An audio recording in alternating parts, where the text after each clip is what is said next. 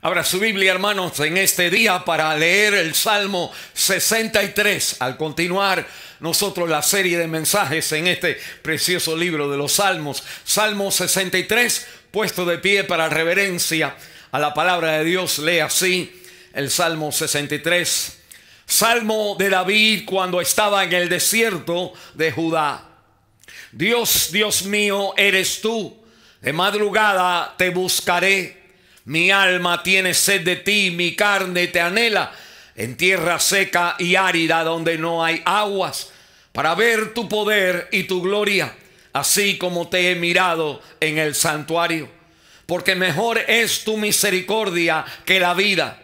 Mis labios te alabarán. Así te bendeciré en mi vida. En tu nombre alzaré mis manos. Como de meollo y de grosura será saciada mi alma, y con labios de júbilo te alabará mi boca. Cuando me acuerde de ti en mi lecho, cuando medite en ti en las vigilias de la noche, porque has sido mi socorro, y así en la sombra de tus alas me regocijaré.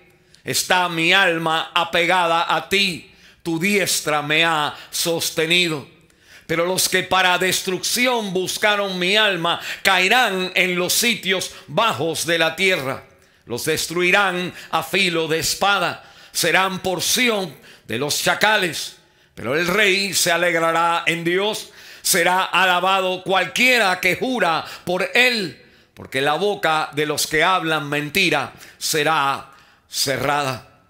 Padre Santo, gracias, Señor, por una vez más la lectura de tu santa y bendita palabra. Y queremos pedir ahora la asistencia, el ministerio del Espíritu de Dios, Señor, que tome tu palabra y la traiga a nuestro corazón, Señor, para cumplir el propósito por la cual tú la mandas en este día. Quítame a mí de aquí y habla a nuestros corazones, porque te lo pedimos en el nombre de Jesús de Nazaret. La iglesia dice amén. Pueden tomar su asiento.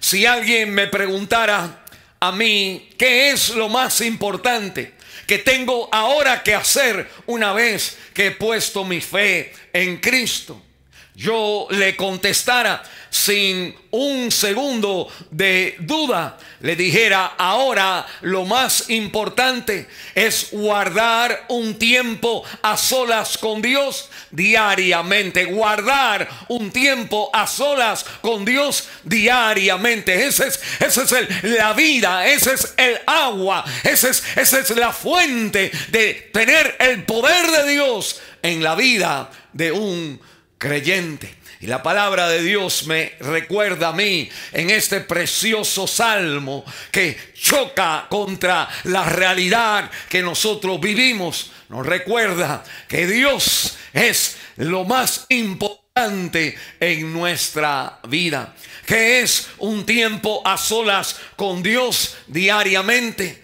Déjeme ponerle una oración larga.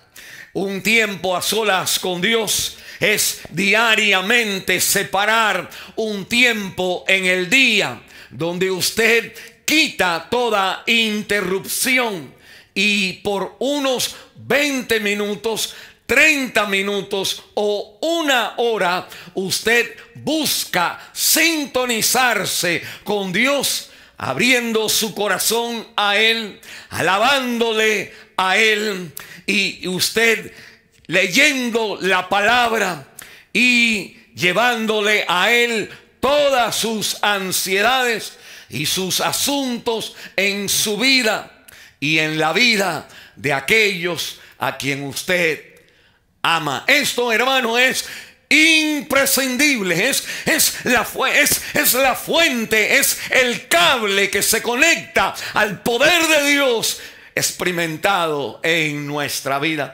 Jesucristo dijo en Juan capítulo 15, el versículo 4 y 5: permanecer en mí y yo en vosotros. Como el pámpano no puede llevar fruto por sí mismo si no permanece en la vid, así tampoco vosotros si no permanecéis en mí. Porque separados de mí nada podéis hacer.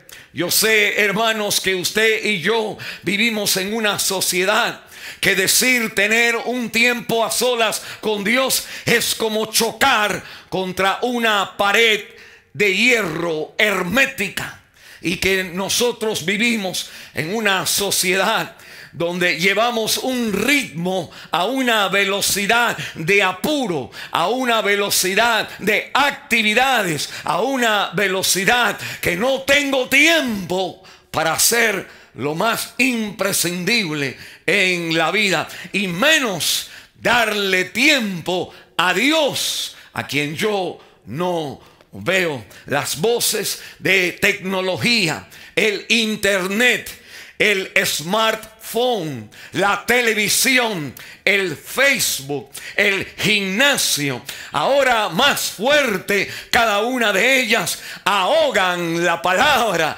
de Dios, llamándonos a tener un tiempo a solas con Él. Por eso el Salmo 63 se escucha como algo bonito, como una poesía linda, pero que casi no parece algo que fuera realidad. Dice el capítulo 63, versículo 1: de madrugada te buscaré, mi alma tiene sed de ti, mi carne te anhela en tierra seca y árida, donde no hay agua. Note bien este salmo que demos lectura. 4 veces menciona la palabra alma.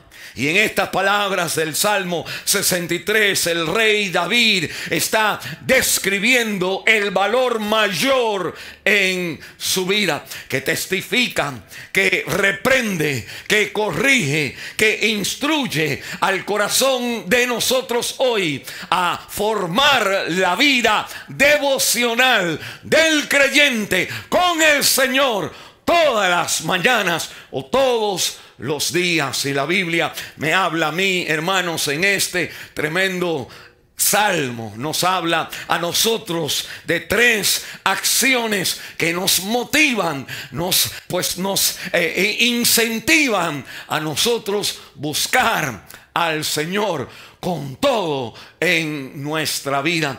La Biblia me dice que usted y yo necesitamos ser sensibles a la voz de desilusión en nuestra vida. El versículo 1 al 2 nos dice este salmo que usted y yo tenemos que valorar nuestros propósitos en la vida más.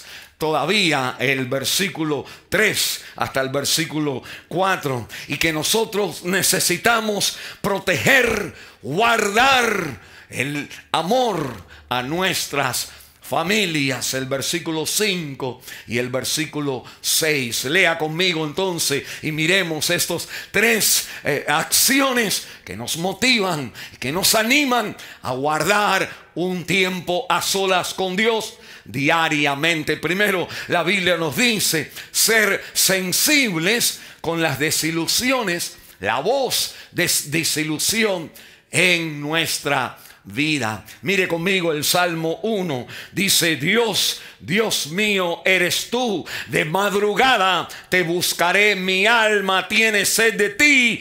Mi carne te anhela en tierra seca y árida, donde no hay aguas. Cuando nosotros hacemos la pregunta de dónde, cuándo es que David menciona estas palabras, nosotros entendemos mejor pues lo que David quiere decir cuando nosotros leemos estos versículos. La palabra de Dios me dice en el versículo 1 arriba, me da el contexto histórico de la vida de David. Dice arriba del versículo 1, Salmo de David cuando estaba en el desierto de Judá. Nosotros al estudiar la vida de David, David estaba huyendo muchas veces de Saúl, el rey, pero cuando él habla de huir en el desierto de Judá, y cuando en el versículo 11 él dice el rey se alegrará en Dios, hablando de él como rey, David no era rey cuando Saúl lo perseguía. Y decimos entonces, cuando es que David está en el desierto de Judá y está pues obviamente escondido, yéndose, está lejos del santuario, porque el versículo 2 dice: así te he mirado, tiempo pasado, he mirado en el santuario. Y nosotros entonces encontramos que este salmo, escuche, es escrito cuando Absalón persigue, le da un golpe de estado a su papá y lo persigue para matarlo. Es tremenda, es una historia de por sí bien triste. Déjenme recordársela. La palabra de Dios nos habla que Absalón, uno de los hijos de David, tenía una hermana que se llamaba Tamar. Tamar, una muchacha hermosa. Ella tenía, y él, Absalón, tenían otro hermano que era del mismo papá, David el rey, pero de otra mamá. David tenía diferentes esposas y habían hermanos, mitad hermanos nada más, por parte de David, no por parte de madre. Absalón y Tamar son hermanos de mamá y de papá, pero hay otro hermano que se enamora de la hermana y que entonces la viola, la asalta y la deshonra en Israel. Y Absalón mira, cuando ve que este hermano hace eso con su hermana hermana propia, que él entonces mira al papá David el rey para ver qué castigo le va a dar él pues al hermano que ha violado a su hermana. Y la Biblia nos dice que David no hizo nada con ese muchacho. Absalón nunca perdona a David por la falla como padre de no haber castigado a este hermano, mitad hermano, que había asaltado a su hermana de papá y de mamá. Y la Biblia dice que Absalón pues fue creciendo con esta ira en contra del padre y en cada momento iba conquistando el corazón de la gente para hacer que la gente estuviera del lado de él. Y cuando llegó la oportunidad, pues Absalón le dio el golpe de estado al padre. David ahora está huyendo de su propio hijo. Él está en peligro otra vez. Él está huyendo sin trabajo, sin corona, lejos de el santuario que él había traído el arca a Jerusalén. Él tiene hambre, él tiene sed y de noche está en el campo y no tiene nadie alrededor de él, nadie de su pueblo. Y la Biblia me dice que, escuche, que es en ese momento donde todo se ha desbaratado, donde un propio hijo lo ha ahora traicionado, donde David entonces no, dice la Biblia, él no mira atrás, sintiéndose mal por remordimientos de haber sido un mal padre. No mira alrededor viendo que ahora ya no tiene pues el templo o el castillo de rey, y él no mira como los hombres miran de querer quitarse la vida, sino que David dice en estos momentos que lo más que él deseaba, no era morir, no era regresar, no era nada más, excepto, dice el versículo 1, Dios mío eres tú, de madrugada te buscaré, mi alma tiene sed de ti, mi carne te anhela. En otras palabras, él se da cuenta que en este mundo no hay aguas en este mundo que satisfacen el corazón, que la vida viene y baja, que las victorias en la vida a veces están arriba y a veces nosotros estamos en las derrotas de la vida. Pero David está diciendo que para él lo más importante es que tengo sed, no de agua, no hambre de comida, sino tengo sed de Dios. Y lo que me está diciendo la palabra de Dios, hermanos, mire, en la Biblia hay 150 salmos. Usted mira al final del salmo y son 150 salmos. Y la palabra de Dios me dice que de esos 150 salmos, la mayoría se llaman salmos de lamentación.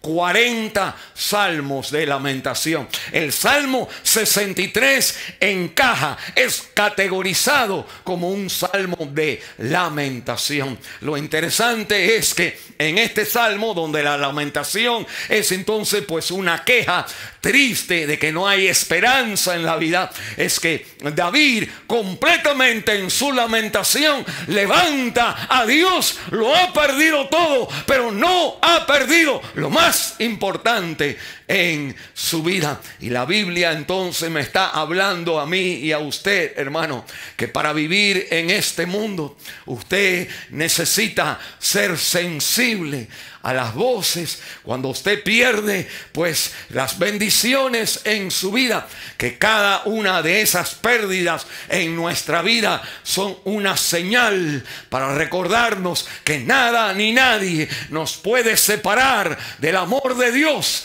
que es en Cristo Jesús, que no hay nada más importante, no hay sed más grande que la sed de Dios. Cuando usted se siente pues nos sentimos desilusionados y nos sentimos como tristes, defraudados, nos sentimos pues que hemos perdido algo, con luto en nuestra vida, que ese es el momento donde uno tiene que reconocer, sensible a la voz del vacío, reconocer que lo más importante en una tierra árida, seca, donde no hay agua, que mi corazón late por la única verdadera realidad, que es entonces Dios. C.S. Lewis, ese famoso escritor inglés, dijo estas palabras: si observa usted en las experiencias de su vida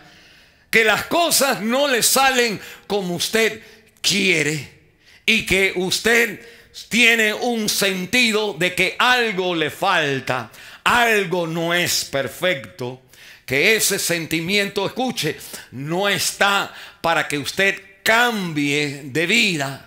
Por ejemplo, una esposa que se siente, no me siento feliz.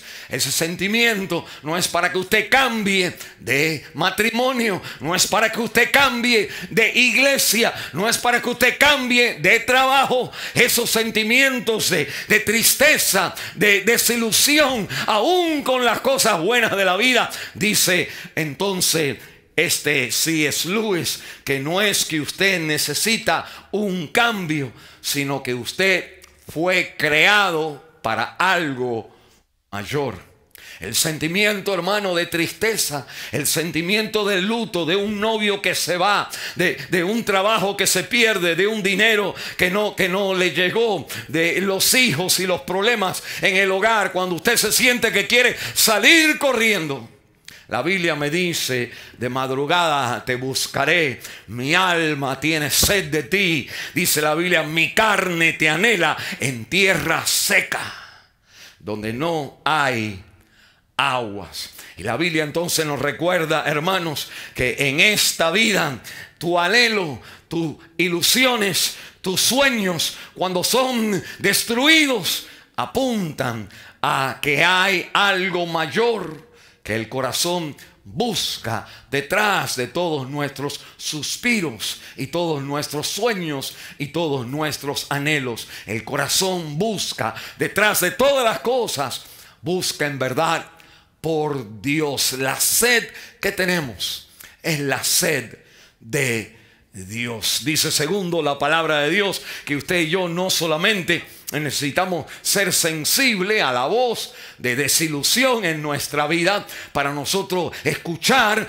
que estamos buscando en verdad por Dios, sino que nosotros necesitamos valorar el propósito de nuestra vida. Mire lo que dice el versículo 3 hasta el versículo 5. Dice: porque mejor es tu misericordia que la vida, mis labios te alabarán, así te bendeciré en mi vida, todos los días, así te bendeciré. Dice: en tu nombre alzaré mis manos. ¿Y qué está diciendo el salmista? El salmista nos está hablando, hermanos, miren el versículo 3: porque mejor es tu misericordia que la vida. ¿Por qué David no se sentía triste, solo, quebrantado, perdido, queriéndose quitar la vida? ¿Por qué David no estaba así?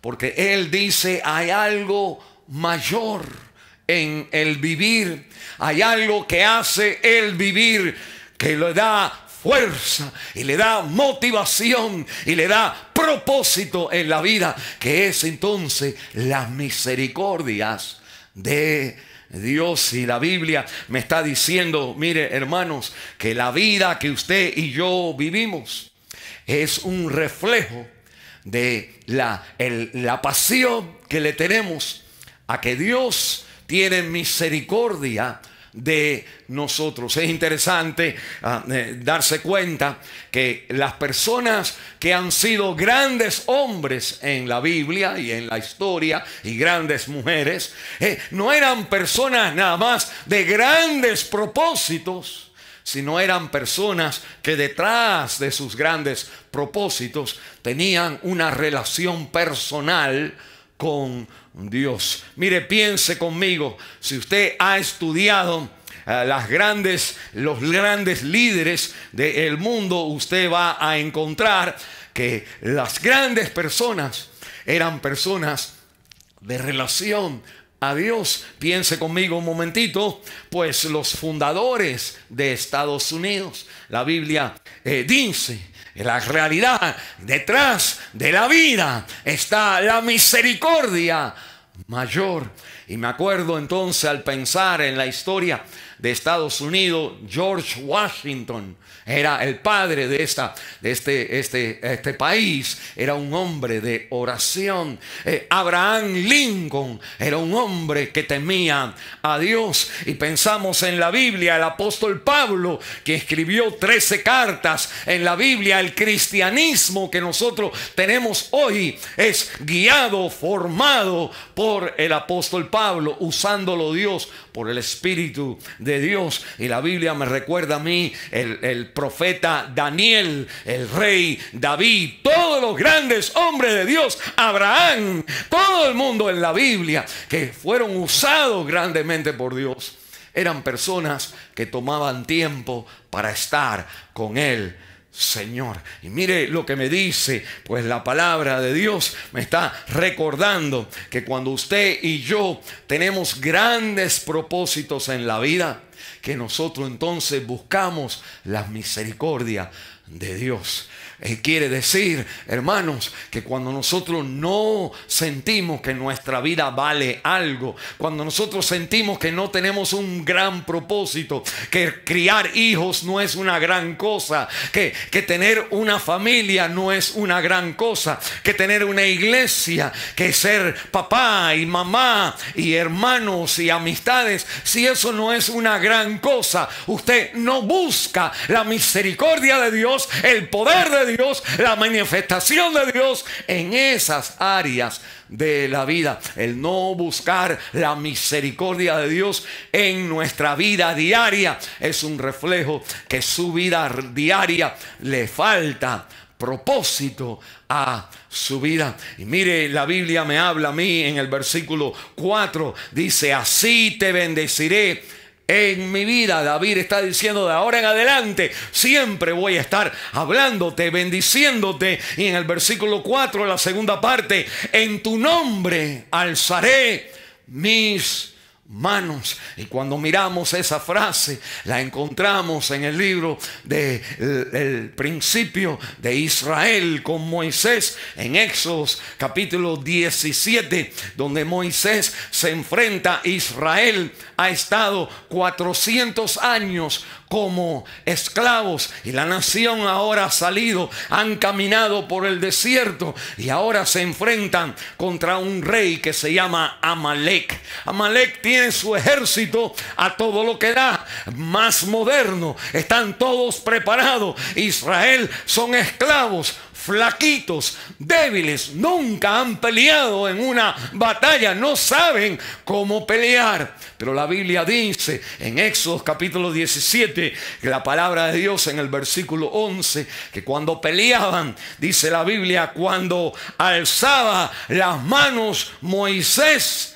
prevalecía Israel. Y cuando las manos de Moisés se bajaban, que prevalecía a Amalec. Y la palabra de Dios entonces nos está recordando que David dice: en las peleas de mi vida, en las circunstancias difíciles, contrarias, adversas a mi vida, levanto mis manos a ti, porque cuando el creyente levanta la mano a Dios, ahí está la victoria. Si usted siente, hermano, que su vida está siendo derrotada, usted tiene que regresar, hermano, regrese al tiempo a solas con Dios. Diariamente separe un tiempo donde usted quita toda interrupción y por 20 o 30 minutos o una hora busque sintonizarse con Dios. Abra su corazón, alábele a Él, lea la palabra y llévele a Él toda su ansiedad y consúltelo a Él. Tráigale a Él los asuntos de su vida y la vida, los asuntos de aquellos a quien usted ama. Y la palabra de Dios me recuerda, hermano, que usted y yo necesitamos valorar nuestra vida de tal manera que clamamos a Dios que en esta reunión, en este trabajo, en este momento en la familia, con este hijo, en esta decisión, Señor, invocamos tu misericordia. Cuando usted levante su mano a Él, la Biblia me dice, ahí gana su vida. Cuando bajamos las manos, ahí perdemos en la batalla. Y la palabra entonces me recuerda, hermanos, que usted y yo, el Salmo 63 nos recuerda que no solamente estar sensibles a la voz de desilusión, a los lugares secos en este mundo, a los lugares que no nos dan el agua que estamos buscando, y darnos cuenta que esas fallas en la vida apuntan que hay un agua que nunca se acaba, que hay un pan que siempre está en su vida, que el Señor está por usted, no contra usted. Y levante sus manos a Él diariamente en las batallas de usted y las batallas de los que usted ama. Y la Biblia me dice lo último, lo tercero aquí, y podíamos decir más, pero 3 cosas para mantenernos en nuestro tiempo. La Biblia me habla a mí de que usted y yo necesitamos también proteger las vigilias por nuestras familias. El versículo 5 dice: como de meollo y de grosura será saciada mi alma. Está diciendo David que la parte de la carne, está él pensando que todavía está allá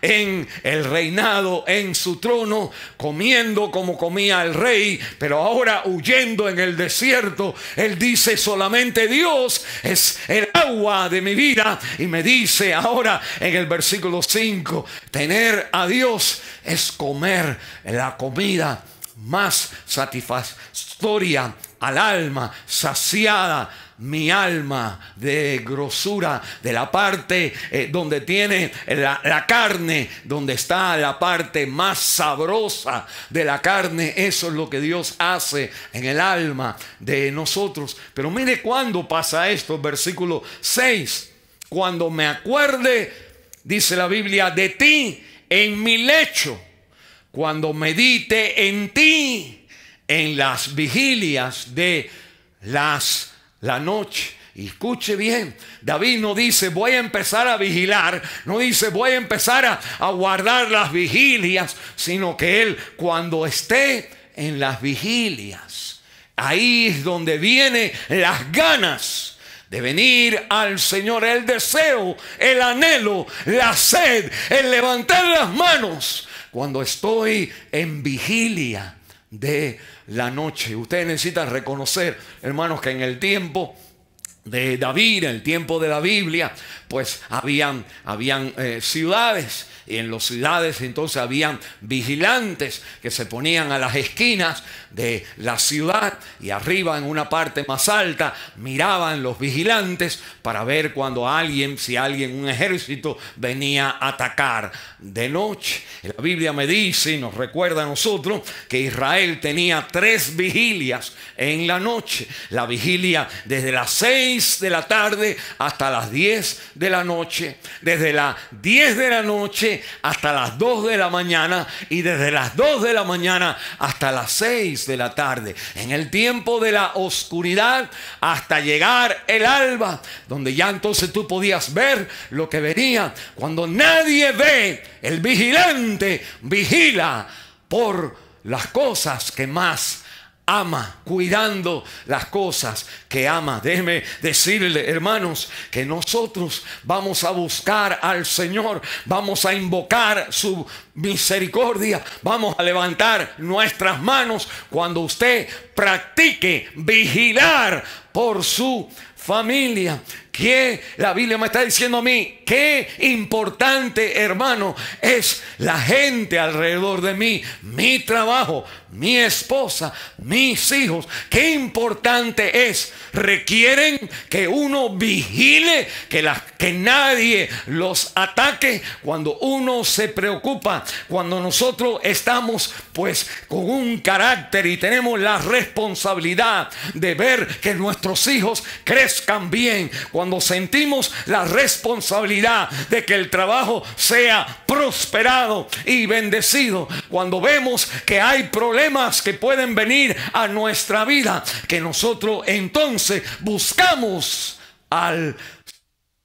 Una de las razones, hermanos, por la cual nosotros nos hemos desatendido de un tiempo a solas con Dios, es porque nosotros, trabajando tanto, ocupados tanto, dejamos a nuestros hijos ver televisión, los mandamos a la escuela, no importa dónde estén, no importa sus amiguitos, no importa nadie, y nosotros entonces nos deshacemos de la responsabilidad de vigilar, de cuidar espiritualmente, de clamar la misericordia de Dios, de levantar las manos al Señor, de ser entonces un padre y una madre de familia que vigila por sus hijos. Cuando uno se preocupa por los hijos, cuando uno vigila por las cosas importantes en la vida, dice, cuando medite de ti en las vigilias, es que entonces alabar tu santo y bendito